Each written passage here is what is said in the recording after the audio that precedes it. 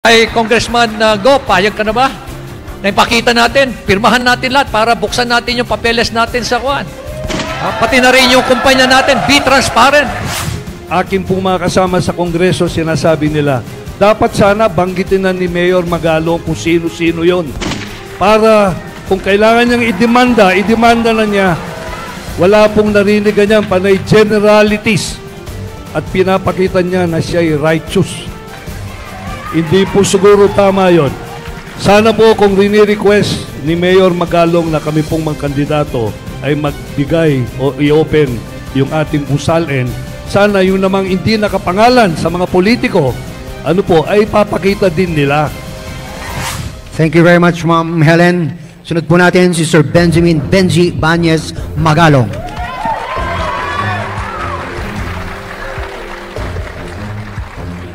If you remember, during my first term and second term, I never asked people to vote for me.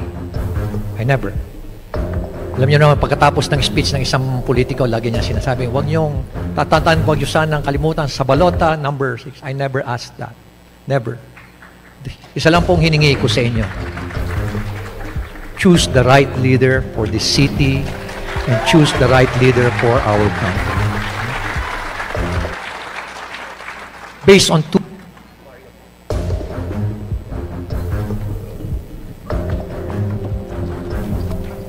things. It's competence and character.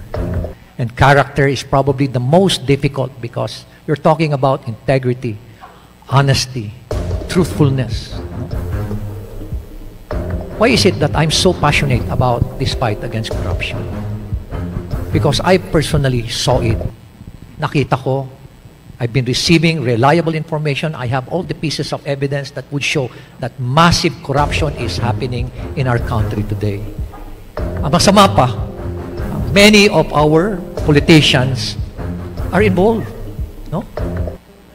Especially people in Congress who are don't only get percentages, but at the same time, sila na rin ang contractor, sila na rin ang supplier, pati na yung pamilya nila, contractor na rin, supplier na rin.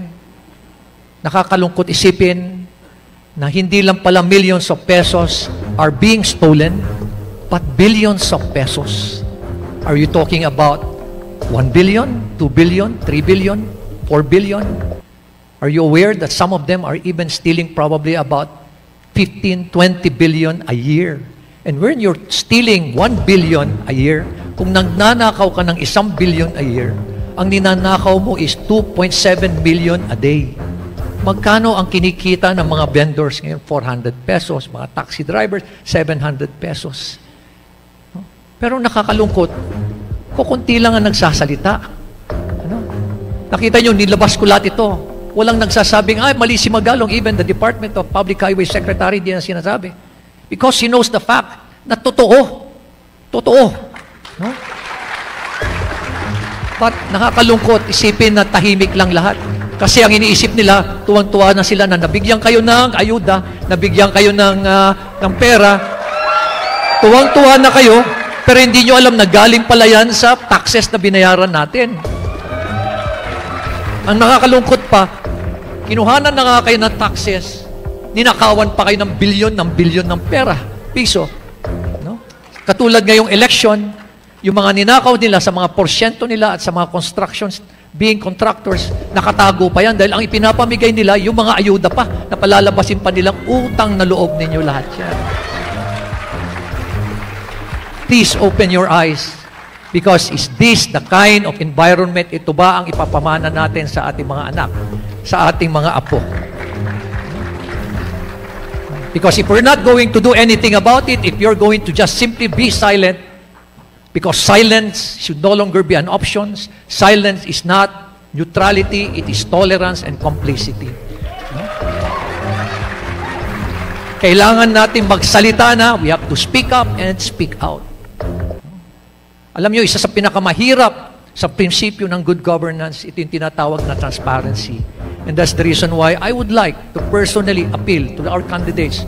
Payag ba kayo na tingnan ng sino man Let's say, anybody, yung ating mga records sa City Assessor's Office para makita yung property natin, Pati na rin yung negosyo natin sa business office. Payag ka ba, Senator? Thank you very much, Ma'am Helen. Sunod po natin si Sir Benjamin Benji Banyes Magalong.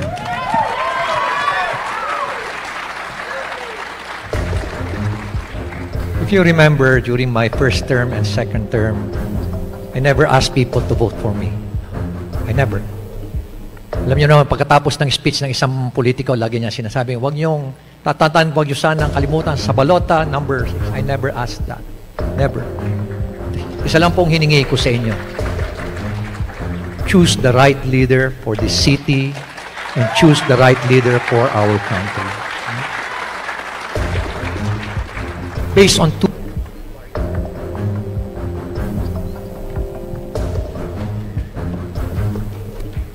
things. It's competence and character. You know? And character is probably the most difficult because you're talking about integrity, honesty, truthfulness. You know? Why is it that I'm so passionate about this fight against corruption? Because I personally saw it. Nakita ko. I've been receiving reliable information. I have all the pieces of evidence that would show that massive corruption is happening in our country today. Ang masama pa, many of our politicians are involved. No? Especially people in Congress who are don't only get percentages, but at the same time, sila na rin ang contractor, sila na rin ang supplier, pati na yung pamilya nila, contractor na rin, supplier na rin. Nakakalungkot isipin na hindi lang pala millions of pesos are being stolen, but billions of pesos. Are you talking about 1 billion, 2 billion, 3 billion, 4 billion? Are you aware that some of them are even stealing probably about 15, 20 billion a year? And when you're stealing 1 billion a year, kung nagnanakaw ka ng 1 billion a year, ang ninanakaw mo is 2.7 million a day. Magkano ang kinikita ng mga vendors ngayon? 400 pesos, mga taxi drivers, 700 pesos. Pero nakakalungkot, kukunti lang ang nagsasalita. Ano? Nakita nyo, nilabas ko lahat ito. Walang nagsasabing, ay, mali si Magalong. Even the Department of Public Highway Secretary, hindi na sinasabi. Because he knows the fact na totoo. Totoo. No? But nakakalungkot, isipin na tahimik lang lahat. Kasi ang iniisip nila, tuwang-tuwa na sila na nabigyan kayo ng ayuda, nabigyan kayo ng pera, tuwang-tuwa na kayo, pero hindi nyo alam na galing pala yan sa taxes na binayaran natin. Ang nakakalungkot pa, kinuhanan na nga kayo ng taxes, ninakawan pa kayo ng bilyon ng pera, piso. No? Katulad ngayong election, yung mga ninakaw nila sa mga porsyento nila at sa mga constructions, being contractors, nakatago pa yan dahil ang ipinapamigay nila, yung mga ayuda pa, na palalabasin pa nilang utang na loob ninyo lahat yan. Please open your eyes because is this the kind of environment, ito ba ang ipapamana natin sa ating mga anak, sa ating mga apo? Because if we're not going to do anything about it, if you're going to just simply be silent, because silence should no longer be an option, silence is not neutrality, it is tolerance and complicity. No? Kailangan natin magsalita na, we have to speak up and speak out. Alam nyo, isa sa pinakamahirap sa prinsipyo ng good governance, ito yung tinatawag na transparency. And that's the reason why I would like to personally appeal to our candidates. Payag ba kayo na tingnan ng sino man? Let's say, anybody, yung ating mga records sa City Assessor's Office para makita yung property natin, pati na rin yung negosyo natin sa business office. Payag ka ba? Senator, ay Congressman Go, payag ka na ba? Na ipakita natin, pirmahan natin lahat para buksan natin yung papeles natin sa kuwan. Pati na rin yung kumpanya natin, be transparent. No? Because this is the only way we will be able to show really our transparency and accountability. And finally, before I end, maraming salamat sa akin Good Governance Alliance. Thank you for your support. Thank you everyone. God bless you. Mabuhay po kayong lahat.